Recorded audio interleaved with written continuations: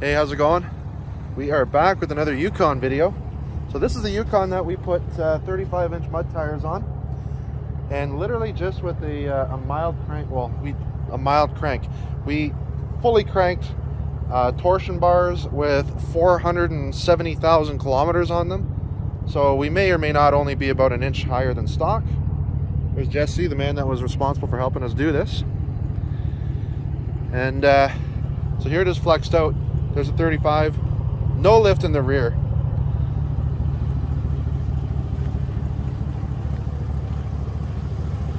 Didn't even rub when I flexed it out up here. It's the other side that's bad. Yeah. But like even in the rear, no rubbing whatsoever. So we stole Beans' truck for the day. He instructed me to send him some photos. So we'll do that, and then we'll make a YouTube video out of this. It's got the Escalade rear glass swap done.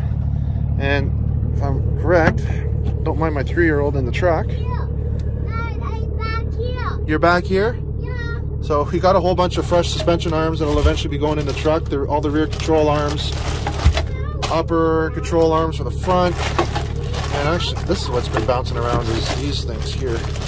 Just annoying the hell out of me while we're driving. And then, yeah. Oh, you know what? I forgot to grab my straps out of my Silverado, but we'll be good. Jesse's got all the equipment we need, and there is a receiver right there. We shouldn't be getting stuck today. We're just kind of gonna go play in some mud. Nothing too serious. Set of calipers. Not sure what that's for. Not my truck. Was once.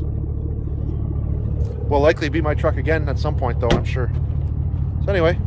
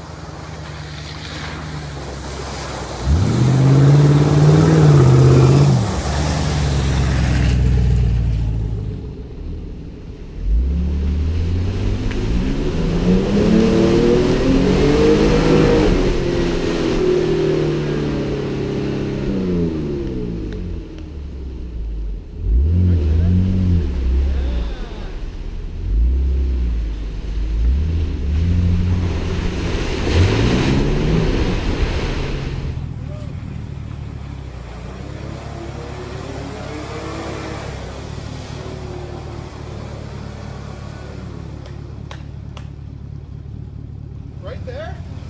Yes!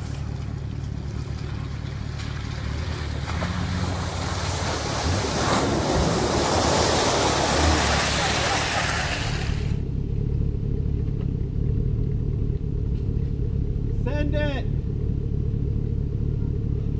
Who's gonna come get me? I don't even see an end to it. That's the fun part.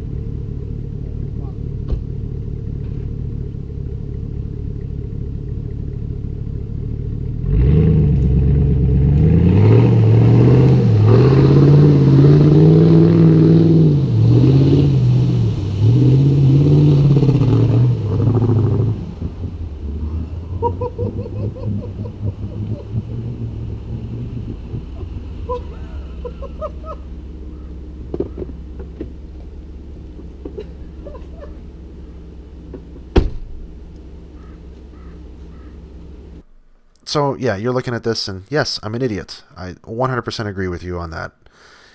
And it was ultimately it was my decision to enter the water. I knew better, and I knew I shouldn't have.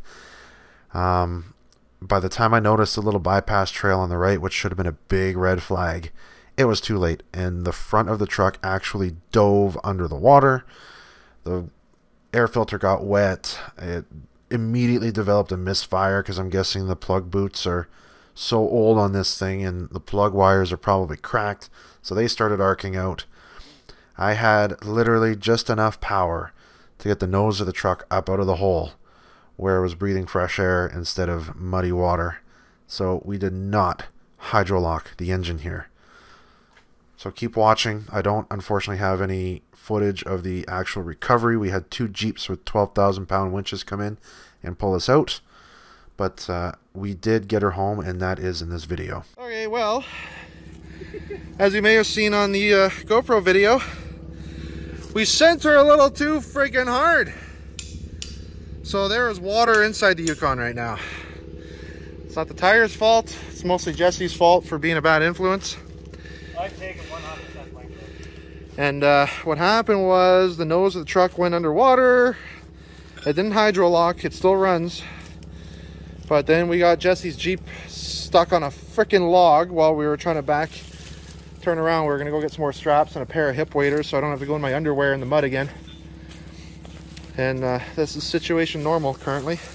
We've been stuck for a little over an hour. Here we are. It is now 9 o'clock at night. We got the truck stuck at 11 o'clock in the afternoon.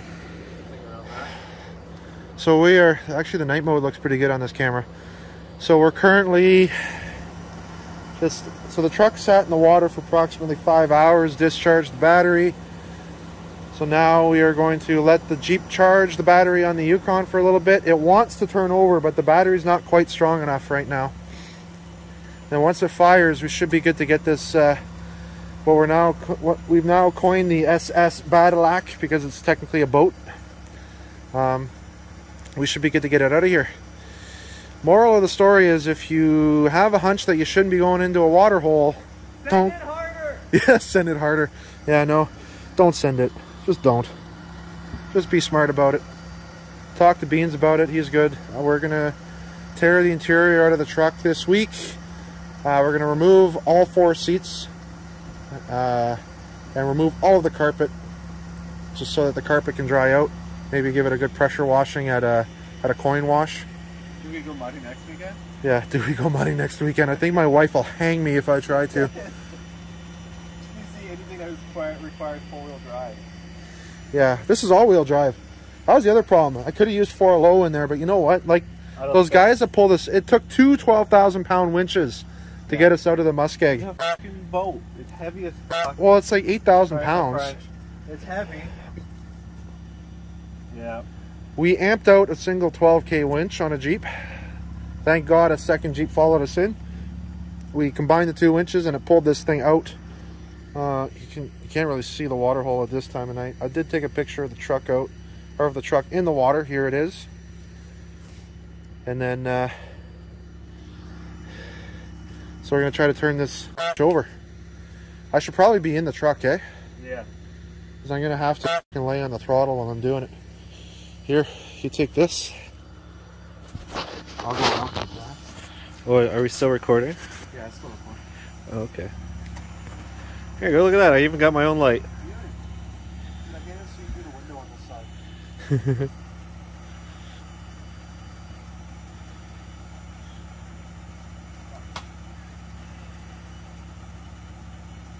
If anybody didn't see what happened to my Jeep today.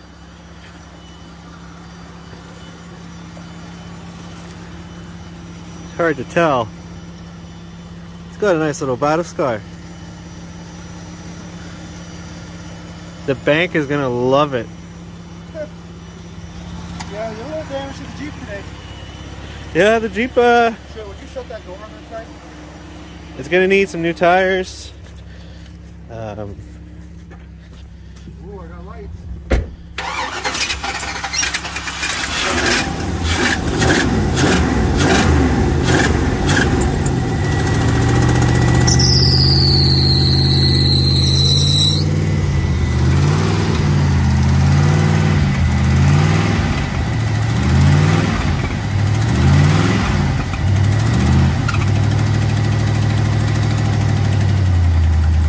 It's alive! Idols!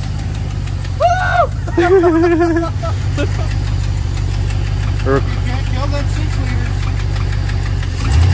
quite a bit of smoke, mud, a bit of oil maybe. Probably burning some muskeg off the It is not a piece of shit. We just give it a hard life. We got her, folks. The Yukon's still living. She drank water. She didn't hydrolock, but she definitely drank some water through that backyard intake that we put on there. So next step, we're putting a snorkel on this thing.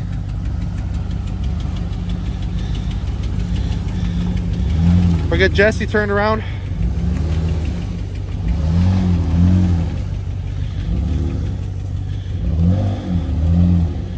Mint.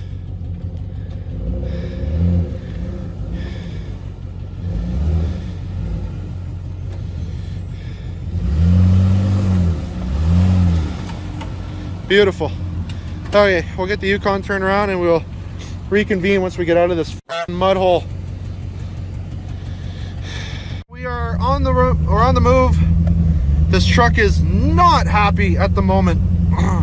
So we're gonna have some diagnosing to do, which I mean is really no surprise. It's basically 1,000 RPM neutral drops to get this thing rolling at the moment. It's all good. It's a 6.0. I mean, it is a 4L60, but it is what it is. Shit happens. Jesse and I are responsible for fucking this one up, so we'll be responsible for fixing it. That's just what it comes down to. At least we get a good story out of the ownership of this truck, but this thing will survive this. It will come through. So basically it's just a drive and don't stop kind of situation right now. Jesse's behind me. We got her out of the bush. This has been an 8-hour ordeal, but we got her. Got to thank the guys that showed up from Ontario Off-Road Recovery from the Facebook group. And Jesse for sticking by me all day today while we tried to clear up our screw up. But here we go. I'm driving like the power seat from being in the water is leaned right back. So now I'm just kind of, oh my God. The RPM surging is partly me, partly the truck. That rubbed. So yeah, this truck does rub with the 35s. Who would have known, right? Oh, it just died on me. Oh, she just died. Okay, more to come. Okay, so quick damage report on the Yukon. The only new engine code that it has is a random cylinder misfire, which made it a pain in the ass to drive home. So that's good. We're going to have to do a full fluid change on this thing now if we don't want it to die. Don't mind all the bags on the seat. I needed that to keep a dry ass. Yeah, the carpets were not that dark before. Oh my God. Plastic pieces were floating inside. Look at all the sediment on the back bumper. That's all just from sitting in that mud hole and pulling it out backwards.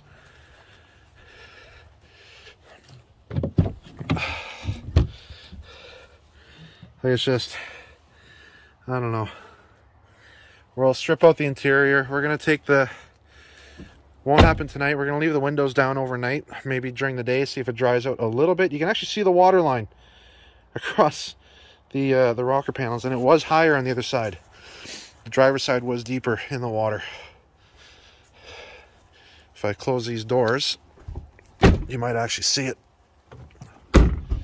Oh, not so much. But anyway, oh no, there's the water line right there on the fuel door. So, no, I bet you got water, enough fuel. Oh, it could be another reason why it's running so shitty. We might have to pump that fuel out or throw some treatment in it. Yeah. As if we look, that's way too clean. I guarantee the evap system picked up some fluid. There's some water.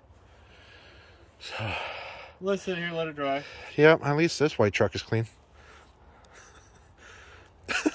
Beans is going to be like, up yours. So we got her home though. That's all that matters. It runs. We'll fix the cylinder. We'll fix that misfire. We'll do an oil change. We'll probably drop the trans fluid. Probably clean it. Transfer case fluid. Probably clean it. Front and rear diff fluid. No, we're still not washing the exterior of this thing, but we got to get the inside back to where it was. It was in good shape inside. Operative word was. Like, it's not that dirty. Yeah, I'm still hearing. I don't know if that hissing is actually coming from the tire, because that tire is still not losing much pressure. Oh, I found it. There's a stick in the bead. That would be it. Okay, that's an easy fix. Didn't take much. Oh. So, on the next video, I guess it's going to be tearing down the interior and getting it ready to power wash the carpets and get them dry. We might not be putting the insulation back in underneath the carpets because that'll just be a write-off at this point. Moral of the story is, your truck is not a boat. Send it harder. Send it hard. You know what though? In this case, that I sent it harder. Those guys at the Jeeps were saying that like the hole that was after where we got this stuck was even deeper. Oh. So we would have hydrolocked the motor and bent the rod. Rule number one is don't listen to Jesse. That is rule number one. If you go wheeling with this guy, just don't listen to a single thing he says. Well, I mean, I didn't say do it. I just said send it. Yeah, you said send, but you can't tell a fucking guy like me to fucking send it, because then I'm gonna fucking send it. That's why I said it. Don't be fucking silly. I'm still gonna fucking send it. Oh, so back to the garage. So probably come out during the week and do the work that we need to do on the interior. That'll be on another video. And everything is gonna be fine. It'll be fine. That 6.0 will live to do that another day. Anyway guys, thanks for watching. We'll see you next time.